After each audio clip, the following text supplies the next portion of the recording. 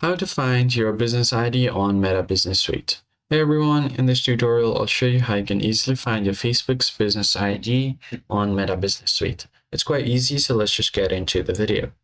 First off, you're going to have to open up your Facebook application and make sure to log into your account. Then once you're logged in, click on your profile icon and head over to your profile.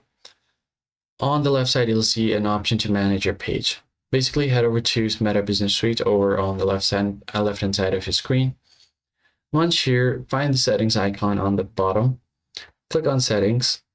And once you go to the settings icon, you should see your business info. Go ahead and click on business info over here on the top, and you'll see your business portfolio ID.